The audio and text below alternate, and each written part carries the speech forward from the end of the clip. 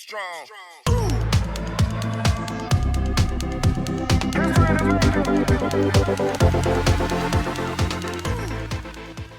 Hi, and welcome to Funny Minds. I'm your host, Lynn B., and I have my crazy co-host with me. Edward Bess. How we doing And today? today we have on Rob Kurtner, and he's a really good friend of Marlene's, and we all know Marlene. And he is a writer, a publisher. He's very into comedy and entertainment and filming, and he's doing great. And I've seen this. I've seen a couple of episodes, animated story. It's a cartoon story, God's Gang, and it's really adorable. And it's like a group of ethnic people, kids, whatever, and they're like superheroes. And it's amazing. Rob, it's absolutely amazing. I love it. And you're an author of a couple of books, which we're going to get into because I think those are very interesting too. So welcome to the show. It's great to have you on. And the floor is yours. The stage is yours, which I'm sure you're used to all the time. But, we're very happy to share our stage with you today. Oh, thank you. It's an honor to be on your stage. I don't actually like to have the floor be mine because that's why I'm a writer. I like to stay behind the camera. Let someone else be on the floor. No, you have to be out on the floor. I'm only on the floor after too many tequilas. Oh, okay. All right. Oh, been there, done that. Regular. Where you at, Rob? Okay. I'm in Los Angeles. LA. Where are you guys doing this from? I'm in Tampa. And I'm in Jersey. Jersey. Where Yeah, in Jersey? Mount Arlington, if you know Jersey at all. I don't know. And I went to Princeton, so right in the center, but I don't know. Oh, yeah. No, that's down further. That's down south further. Yeah. Oh, it's in the north. Okay. I'm more north. Yes. Well, almost up towards Pennsylvania border. If it was on New Jersey Transit or Route 1, I probably passed by it at some point. Oh, yeah. Oh, yeah. Okay. Do you have a jug handle that one has to turn in to turn left? No. In fact, New Jersey was supposed to get rid of all of those, but I think there are a few that are left in this state. They're really horrible. Easier said than done. That's a hell of an achievement, getting over to Princeton. Yeah, that's true. That's a hell of a school. Well, that's why I always just took the train or the plane rather than trying to drive. So you were not affected by it takes you right up there. Were you affected by the fires at all, Rob? Thankfully, we weren't. Some cousins of ours lost their homes. And, okay. We're smack in the middle of the city, we didn't reach there. I like to say we don't live anywhere pretty enough to be affected. Not enough trees to be a little bit, morbid about it. But we're like in the middle of the city where at one point it looked like it was going to do that, but then it basically stayed in sort of the hills and the kind of forest and valleys kind of ringing around the city. The air quality got pretty bad. So we did at one point. Yeah, we sort of fled to San Diego in Orange County for a few days, but it was just going there and staying in a hotel, and my daughter called it our evacuation. That's cute. That's cute. She's like, really I don't have to go to school. I'm like, did she set the fire? No, you don't want to say that. That's like the upscale version of pulling the fire alarm because you don't. Right, that's like next level fire alarms. Right, I love that. So really, I want to know because I saw like you were a writer on the Tonight Show and a couple other things. So how did you really get started? What really started you off? Well, what started me off, if you want to go back really far, was that I was like super annoying in kindergarten. Okay. Okay. I was the kid who just saw. I like to say it's like the Matrix. Like I just saw the funny where nobody else did. Like I would just. Okay. Okay. I saw, instead of like letters and numbers, I would see like rubber chickens and like pies and stuff. So, but I would see the funny and I would laugh and I point at things and nobody else got it. And they all thought I went to a very sort of conservative, Christian prep school in the South. And wow. We're not as amused as things by ours. So I was getting thrown out of class a lot. Then I discovered something called Ritalin. And I was able to. Yeah. This is your ad read, right? For your podcast. We're doing the sponsorship. Yeah. Sponsored by. Did you just lose your Adderall campaign? Sorry. But basically what happened was I got interested in sort of writing just kind of for fun and recreationally in school. I would make cartoons to make my friends laugh and write things. But it really wasn't until I was in college I started realizing that everything I was doing outside of class was connected to comedy and humor. And so that was kind of an awareness for me. And then I did the path everyone did. I moved out to LA and pounded the pavement. I tried a lot of different things. After many years, the thing that ended up landing for me was I ended up as an assistant on a late night show. This was if you remember Dennis Miller. Oh, yeah. the SNL and other things comedian. Yes. He had an HBO show called The Miss Miller Live, which was really good and won a lot of Emmys and was really like very smart. And I ended up as an assistant on that, and then got promoted to writer. That was my first break in, and then that led to The Daily Show with Jon Stewart, kind of a natural topical humor translation, and then that led to Conan, The Tonight Show. Right. I moved to New York for the Daily Show. I moved back here for The Tonight Show, which is, if you think about it, that's getting the time zones backwards. I just realized. Oh, God, yes, really. I moved back for the Tonight Show that Conan did that didn't work out. And then fortunately, they hired me back for the TBS one that he was on for 9 years. And now, as you know, I'm moving into animation and books. Yes, the animation is amazing. I love it. I love anything that's animated. It just draws you right in. But the whole concept of God's Gang is really amazing, and I love it. I mean, it's something that really everybody needs right now. It I was really really excited is. about it because it's not my idea, but it was brought to me. And as soon as I saw it, I was like, this has to be in the world. This is, and not only is it important, but it's like a great original idea. You know, in animation, a lot of things get a bit formulaic sometimes. Either they just like, they just try to adapt some kind of IP because someone published it, and they do it in a sort of, not the most imaginative way, or a way designed to sell toys. Not there's anything wrong with that. Or it's sort of like a lot of formulas, like, Susie and her wacky talking animal friends, or it's magic school, but Brian doesn't know how to do magic so well, that sort of stuff. There's a lot of formulas, and this was really something different. And what it is it's four superheroes from four of the world's different faith traditions. So you got a Muslim, Hindu, Jew, and Christian, and they're all like martial arts experts, and they all have like superpowers that derive from their faith tradition. So, for example, the Jewish character uses a sort of like Talmudic analysis style of like the Jewish people, and he can like size up a situation like the Terminator. Like he has these glasses, and he can see like, this is a good angle to attack from, or here's how we get out of this trap. The Muslim, draws on the long tradition of Arabic and Muslim storytelling, like the 1001 Nights, and he can tell stories that hypnotize people into doing what he wants. So they all have these powers that come from their traditions, but they're also like awesome fighters, and they're best friends, and they travel around in this sort of Scooby-Doo van. Which is hysterical. It's absolutely, it's a 60s van. It's a head The whole van. It's show incredible. is a bit throwback by design. Sure. The creator of it is a guy named Nimrod May, who was a Disney executive who moved into like tech and other spheres, and he had a sort of spiritual awakening, and he had this vision for a show that would use like sort of the fun of kind of a Power Ranger show, to bring kids and families into tolerance just by normalizing it in a way. So even though it says God's Gang, it's like that's sort of the polar opposite of a kind of a VeggieTales show where it's like trying to preach a religion. It's just that they have these differences, but that's not what you're watching at all. What you're watching is them getting along, fighting bad guys together, goofy around. And along the way, sometimes someone will say, hey, don't you guys do this thing? And you remember in our pilot, like they're all complaining about having to go to Hebrew school or church school or madrasa or whatever it is. They all as kids, they all had to go to this. So it's like they have things in common, they have things that are different, but they bridge the differences and they work together as a good team. And it's just modeling, but mostly it's really just about action and comedy. And I think creating a good vibe around the idea of tolerance, which seems to be the opposite of where the world is heading. Oh, absolutely. That's why I loved it. And you're right. I sort of like when I saw the trailer, the first thing that came into my mind was the Power Rangers, not that they're Power Rangers, but Yeah, Nimrod pitched this to Disney. He said, we should do Power Rangers, but different faiths. And Disney's like, yeah, religion, yeah, no. You're right. Which is fair. It's don't want to touch it. No, but I mean, that's the way the studios are very risk averse and all that. And it would take some courage to do it. But instead, they raised money to make the pilot and put episodes online in the hopes that an online audience who would be receptive to it. Exactly. And then a studio will say, oh, well, there's eyeballs behind it, and it's working. We have like 2.5 million subscribers. And get this. Are you guys sitting down? Yes. Oh, yeah. 99% of the comments on YouTube are nice. Wow. Which is amazing. Yes. Wow. I know. Yes. I didn't know that was possible. There's a real audience, and it's growing like by thousands every day, largely in large part due to Marlene's advocacy as well. But I think like it's going to reach a point where it'll go like some other shows like Has Been Hotel and that started out online, and that someone saw the promise of it and made into their show. So I think we're getting close to that.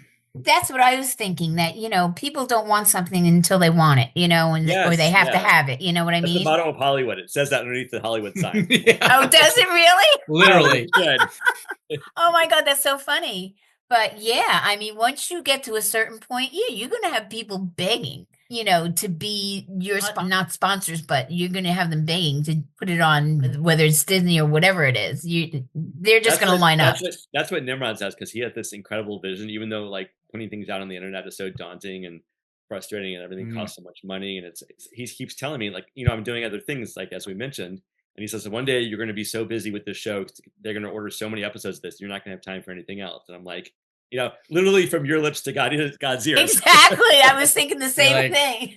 I welcome that. Yes, definitely. Definitely. No, I can see it happening. I really can see it happening. Everybody's pushing it, and it's really good. It's interesting. It's a lot of fun. I showed it to my grandson when he was here last week, and he sat the whole entire time and watched it, and he's going to be 7 years old. So he really liked it. That's great. That's a perfect age for that. That's who we want to target. Yeah, absolutely. And obviously with the concept, there's so many different directions you can go in. Like the sky's the limit, whether you choose to add some special characters along the way. Heaven's the limit. Yeah. Heaven's the limit. Pretty much. Yeah, no, it's funny you mentioned that, Edward, because I don't know if you guys are up with the current episodes, but we're rolling out there's a new episode that we put into 4 parts because it sort of fits internet culture better.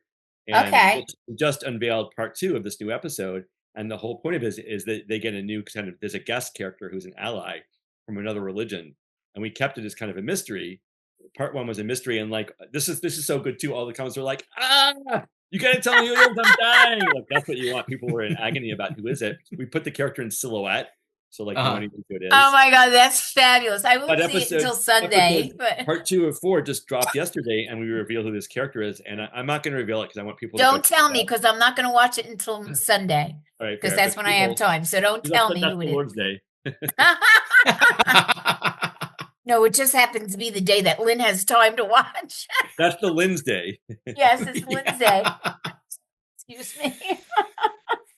That's incredible. Yeah. That is but really incredible. That's incredible, the way, the way your minds work and the way you put it together and how you put it out there. And it's just amazing. I love it. I just love it. It's great, It's cool, it sounds like you like it, because I know there's so many temptations for like 7-year-olds, like, and their attention spans and like all that. So oh yeah, engaging enough for 7-year-olds. And a lot of kids, like you talk about Ritalin, my grandson isn't on it, but my other grandson, he was for a while, right, Ed? Mm-hmm.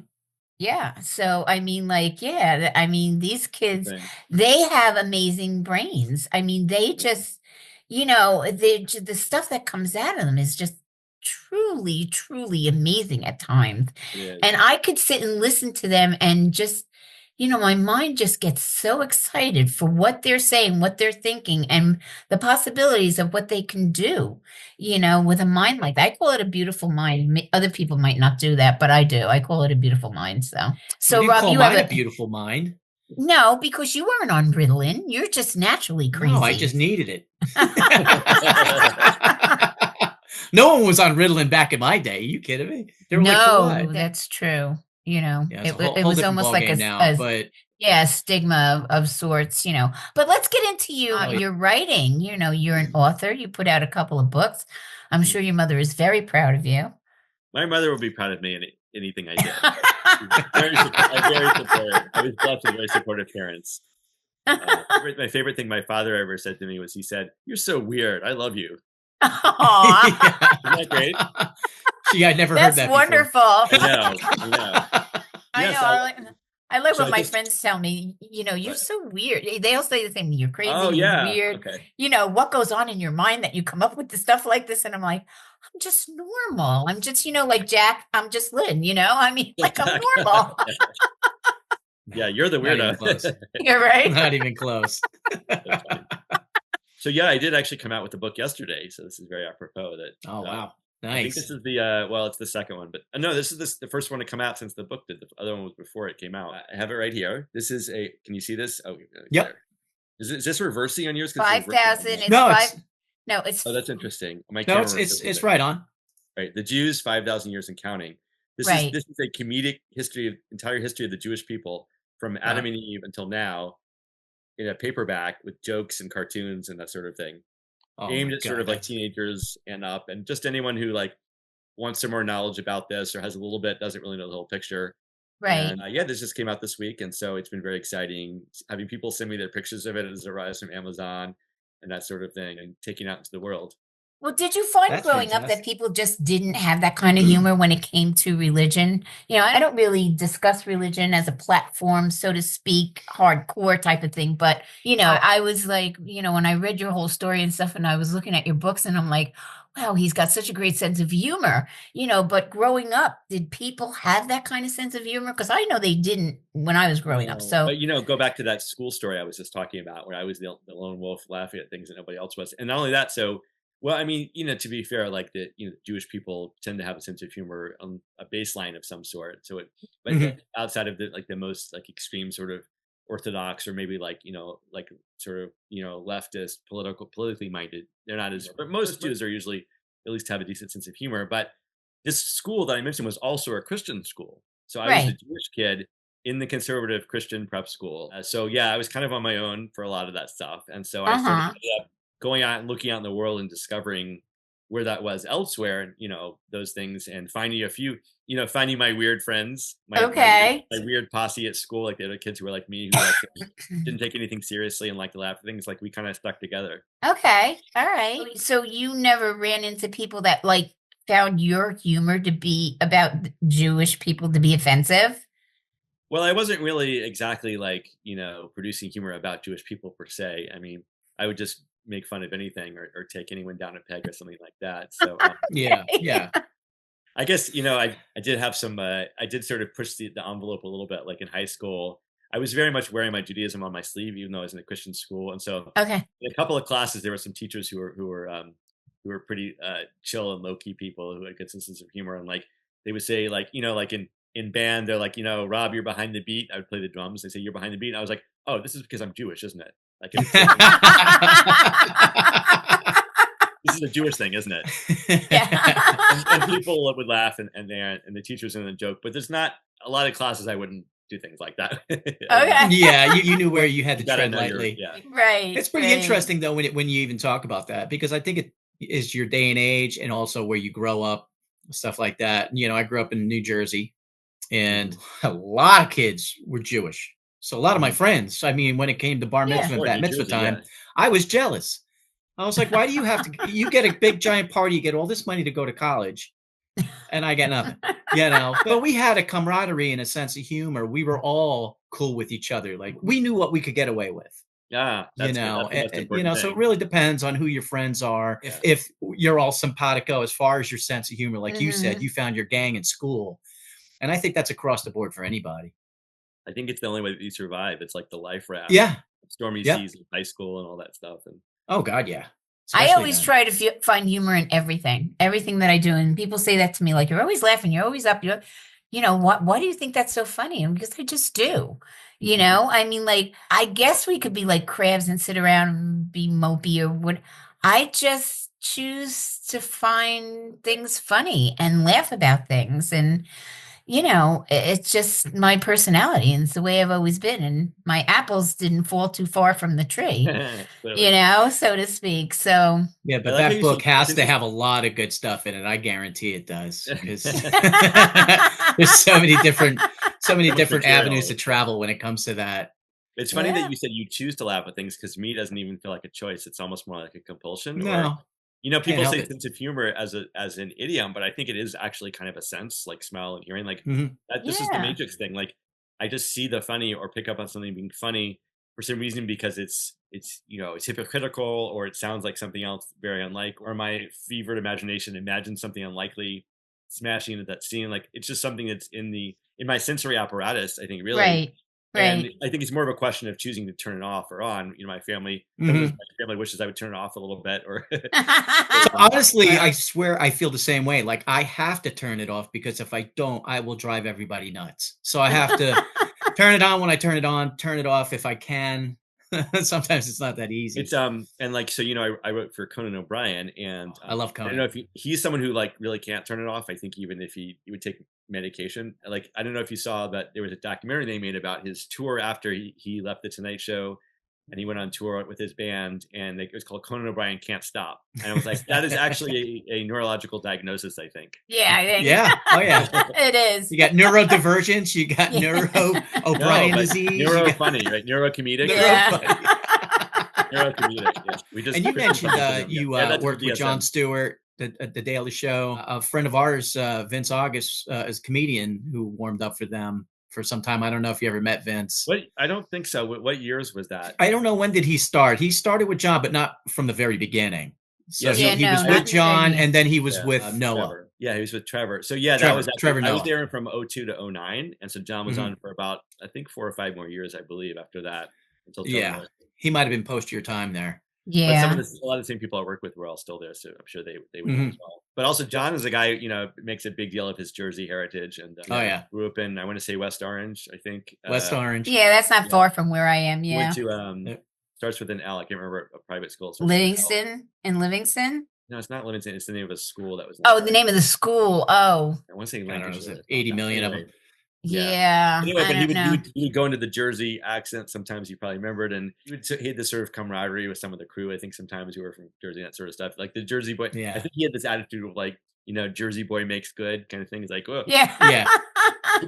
who put me in? Who's the Goomba who put me in this situation?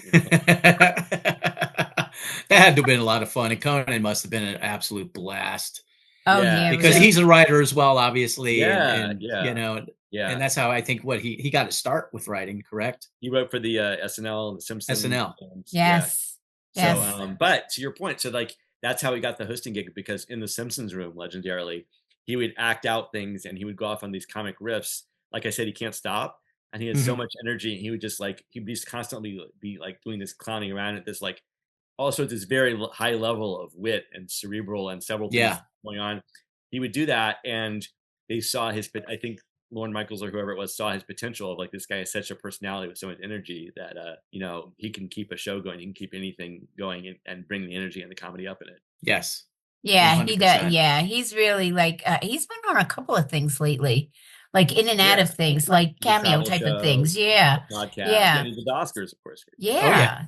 So that was a great experience for you to be with him. It was, yeah. It was a little bit like good chaos, if you know what that, Yeah. every day was, because just Organized putting a show chaos. together, like Organized chaos. nice chaos. Like you put a show together every day. It's like we've got costumes in the barn. Just this adrenaline, just constant drip of adrenaline. Like we got to get this on the air, but and really, it's not even, the show comes on 11, and it was like it really has to be ready by 4:45, because that's when we go to in front of the audience and all that stuff like that. Okay. So at 9 or 10, you have to have a show. You have to produce a show with sketches and monologue and and music and all this stuff like that. So everybody's got to be working at this like level of like crazy but functional energy. Mhm. Yeah, super speed, And Yeah. I was watching Kim Kardashian. She did a I'm special sorry. on Sorry to hear Kim that. Kard. I Wow, know. excuse me. I was ready to say the You same gonna be okay? thing. Do you need a minute? You gonna be okay? No, I was just watching the special she did on what she had to do just to be on SNL, and I was Yeah. like, "Oh my god!" Oh, I they're mean, even crazier. SNL's even crazier. by design. Yeah, I said, "Oh my god!" Like, like there's no stop. It's just like continuous, and they would be rehearsing till 3 o'clock in the morning. Have to be Yeah. back at 6 o'clock in the morning. Like, what do They you do pull- for a couple of hours? They have an all-nighter built into their schedule every week. I mean, imagine that being part Yeah. of your you're gonna be Yeah. like, you're not in college mean, like, anymore. I You know. better, you better be on the younger unbelievable. side and have energy, because Yeah. Or when they started cocaine, but yeah. Yeah, whatever. Yeah. That's if Bill Murray and John were going to share any, but Oh, fair enough. Yeah, good point. I just watched that 50 SNL special. And that was very Yeah. interesting, and you did get to see a lot of the organized chaos and The but movie at the end of like, when everything gets put out there, the relief and the joy and the happiness Yeah, the and joy the is so camaraderie impressive. that you guys Yeah. did it as a team. Yeah. We Yeah. somehow pulled it off every week. And the Mm-hmm. movie shows that too, I think, as well. The movie just like never stops moving. If you've seen the Jason No. Reitman Saturday Night movie, I recommend it. I haven't seen it, and I don't know, was Jim Carrey in it, because I haven't watched it yet. I don't think Jim Carrey's in it, but there's a couple of No. famous people, but they're kind of like, like J.K. Simmons plays Milton Berle. in it, for J.K. example. Simmons. Oh God, that is so funny. I love him. I'll have to put that on my list too. I have so much on my list; it's Oh unbelievable. yeah. It's like like, Who has I the could probably time? spend the rest of my life. I know who has the time. It's like, just try and find the time to see the things that are most important to you. Right. And then if you're lucky and you have some time, you watch the rest, But so Rob, what do are you you have doing? a family? Like wife, I do. kids, I do. anything? Well, you can see Gary the snail behind me. I'm in my 12-year-old son's room, and it's the best. It's just the best like Zoom room in the house in terms of like the Wi-Fi works the best. It's the most quiet. It's like the least resonant. All the stuff. I've worked this out over since COVID. Like, what's the best place to pull up in my house? And also, no one's gonna It is walk the through. premier hotspot. I have a Yeah, 12-year-old. right. I have a 12-year-old son, and then I have a 16-year-old daughter. Oh, Okay. okay. All So you got right. your hands full. Well, Nice. you Yeah, better get you 9 more too. jobs because you're gonna have to buy her a BMW soon. So aside from God's Game, what are you working on also? I mean, because you guys work on a million things at once. So You have to have irons in the yeah, fire. really.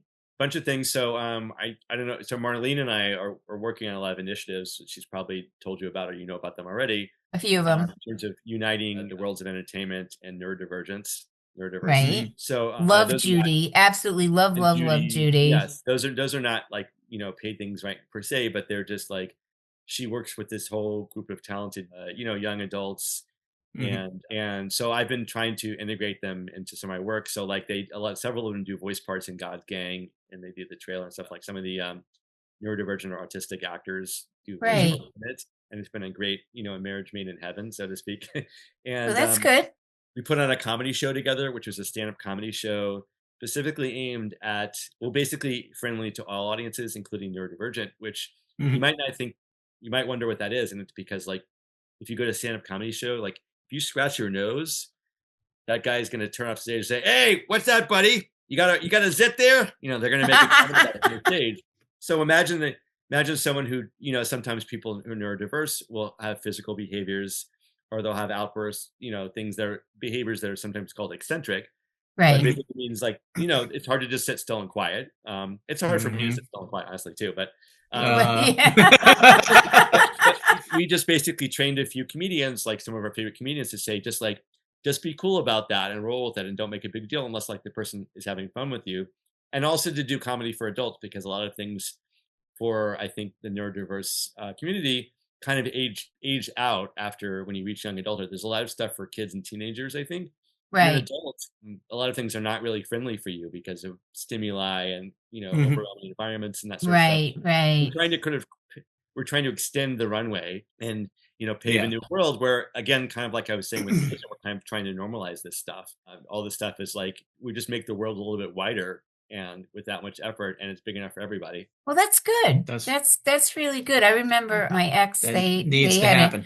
a young man who was had some disabilities, and but they just let him come to the office every day, and he would talk to people as best he could, and he would empty the garbage cans, and Mhm. that was his basic job, and it got him out of the house. His parents are very happy. The people that owned the company were happy because they were doing something good for somebody. Mhm. And he was very happy, but he was like, I think about 35 years old, which they didn't think he would live that long. And he did live another 7 years, but he felt productive. He felt good about himself.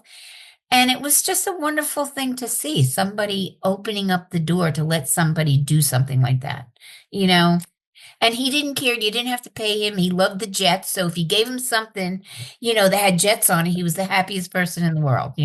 But of course he did get paid. But I think with neurodivergence, especially when you look from the aspect of excuse me. anxiety, that's huge to get younger people involved and get them outside their shell and get them involved. Yes. I've talked to plenty of comedians even recently that are getting more into teaching them how to, get involved in improv. Right. Yeah. You So know, groups that Kathy works with, they have an improv team, and then well, it's not one of Kathy's. Actually, there's a group called the Miracle Project, which is also in her orbit, and they did this improv show, and like my wife and my son, and I went to that, and we were just laughing our asses off. I mean, there's a slightly different style to it, just because of Mhm. sometimes mannerisms or speech styles, but funny people are funny people. Yeah, Yes. but And it and helps the anxiety, helps get them out of their shell, get some, Yeah, it it's like to does. focus yeah, on that hump. to relax, like the way it is for Mhm. And they perceive things in a lot different ways than we do. So, it's Yeah. good for them. It's really good for them to break I think out. it's good for us because I think sometimes what I really like about, friends, I have several friends who are on the spectrum as well, is like they just lay it out there. Like they don't bullshit you. Like, Right. oh, really, like there's so much like lies and facades and masks. It's funny, masking is used in that Mhm. community, like to pretend to be a social role. But people who don't pretend, like you stand with them. Yes. Honest with you, they're gonna be fair with you, and you'll find no more loyal friends too. Like when they love something, people on the spectrum, not it's a spectrum, there's different behaviors, different tendencies, but very often people on spectrum get really passionate about things and wear that on their sleeves proudly in a way that some of us would be like, oh, so and so's really into that. No, they're out front, but that extends to people. Like you get so much love, and I'm Boyd. Someone who creates things. What I love is a super fan. Like a super fan is my favorite thing because like someone who's so passionate about something that I was involved with or created. So it's a community of super fans in some ways, and people are excited about cool and fun and joy bringing things in the world. Like what's not to like? I know, Yeah, really. absolutely, Yeah. If you think 100%. about it, yeah, really. So I think it's wonderful. I think what you Super guys are, fans. Can I borrow some of yeah. your super fans? I need some more super fans. I'm running low. I You know, think it's there's more super wonderful what fans. you guys are doing, and I love watching, Marlene sends me a lot of stuff and she's on my Funny Minds, my social media. She puts a lot of stuff on my social media and I just love looking at it because I'm not, I don't have the time on LinkedIn all the time to see everything that's going on, so it's good when she posts stuff Totally. on my site. So this way I know what's going on. I have a She's firsthand also look doing at it. things at the same time. So how can you have to? She has to keep you posted on them because he's so active. Yeah. Oh Yes. God, yeah, she's active. Oh God, yes. And I like when she puts the different colored wigs on. I told her I like the blonde one, the blonde and the pink one. That's your thing, Marlene. That's your thing, the blonde and the pink. Well, tell her I got a couple extra wigs. I could lend her a couple of mine. Yeah, she can come down to Florida. She can get on stage with you. Yeah, she could dress up as Mick Mars from Motley Yeah, Crue or, absolutely. Brian May from Queen. Why not? So do you have any more books that you're going to be publishing or? Yeah. Well, I have two that I can't tell you about yet, but I can tell you Okay. about else. Okay. I also, and then in my past, an interesting thing was last year I had a kids graphic novel come out called Snot Mhm. Goblins. Another tasty. Snot goblins. No snob goblins. Oh, I thought you said snot goblins. Like goblins that come out that live in your nose. Yes. So it's a kind of a kid's gross out comedy horror book. It was a bunch of horror. I call it like Captain Underpants meets Goosebumps. Oh, that's incredible. That's funny. I have a cartoonist illustrator friend named David DeGrand. He and I we met at Mad Magazine writing together and or writing and drawing together. We had the same juvenile minds, and I'm still that kid in kindergarten, like laughing, giggling at things. But he draws things like a Mad Magazine character, so he draws these amazing like oceans of ooze and like vomit streams, like and stuff. Like nobody does that. That's Like great. you That's almost feel it. great. You almost feel it off the page. And so he and I came up with this idea and sold it to a publisher of like these tales for kids, where it's kind of horror movie tropes like mummies and vampires and aliens, but each one has like a sort of gross out angle and is about kind of a kid going through things that I think modern day kids are going through as well, and a lot of Mhm. obviously a lot of jokes. Okay. All right. I'll have to That's look at that phenomenal. one. Yeah. Yeah, I'll have to look at it, see if it's good for the boys. Snot goblins. It was absolutely perfect for a 7-year-old. A 7-year-old. Oh, I'm sure. And they're always digging their fingers up there anyhow. So That's yeah. the whole point. Show it to your grandson. I think he won't put it down. I'm not saying that as a flex. Kids are drawn to this stuff, like like flies to poop. There we go. Oh yeah, there you go. Well, Rob, it's funny that you say snot goblins because I just sent my wife a text before because I love hot sauces. Oh, And okay. they came out with a hot sauce called Hellfire Zombie Snot. Oh, It's like a green sauce, obviously. oh yeah, right. But I sent it to her. I'm like, you almost have to buy it. You Yeah, I did. mean, you just almost because have of to. the But when name you said alone. snot goblins, I was Yeah, like, what's you going on with the snots today? You But almost that's say great for kids. it's not possible to not buy that one. It's do snot say that. So where is everybody going to find you, Rob? Not that If- they don't already know, but where are all our fans going to Are you find talking you? about the feds? Because I Yeah, have well, to- no, we'll hold that off. Which one of his compounds can they find you? The least creative thing that you'll hear from me today, hopefully, is that my website is called robkutner.com. Okay. Oh, that's simple is good. Don't be too crazy with the website, or people will forget it, right? But Right. that talks about this book and God's Gang and the previous book, and also my book that I wrote for Marvel. Okay. The memoirs, the autobiography of Ant-Man. Oh, wow. Really? I like Ant-Man. I think he's so Yeah, cool. what's Oh not my to God, like? the first time I saw him, I was hysterical. I was And it's laughing. Paul Rudd, so it's like, Paul did a great job. yeah. He did. I wasn't going to watch it. And then for some reason, I don't know why we watched it that night, but we did. And I was like, oh, why didn't I watch this before? Like, it was in the They're also list. funnier than some of the other movies too, like the sense of Yeah. and the Oh, sort of yeah. Yeah, Well, it Paul's is. he's got an amazing, he's amazing comedic, actor. He's Yeah. done a lot of great stuff. So he was a perfect choice for that. And he did a great job. Can't even imagine someone else doing that. Almost like No, yeah, I think it's pretty much at that point. yeah. So Yeah, no, you're right. There's some people that take on a role and you just, if they change something like, oh, no, I'm not going to say it because I shouldn't say it, but, if they change something, sometimes it's so hard to really get into the new character, the person who's playing the new character. So, yeah. But how was it but he was to perfect for work that. with Marvel? Well, so it was challenging. I'm not going to lie. I was working with Marvel and Disney, who owns Marvel. You get the Yeah, double whammy. really. 2 levels of challenging, sort of bureaucracies with a lot of money on the line. Mm-hmm. So, I mean, candidly, I had to write the book sort of 3 times, like rewrite it almost twice. They were sort of deciding what they wanted, and then they sort of changed their minds. And then, the book sort of came out later than it was supposed to. It was supposed to come out with the Ant-Man 3. I don't know if you saw Quantumania, where they go into the quantum realm. And they go in that tiny world. And if you saw that one, but Scott Lang is retiring from superhero. At the beginning, he's going on a book tour. He's reading his memoirs to a bunch of kids. Oh, wow.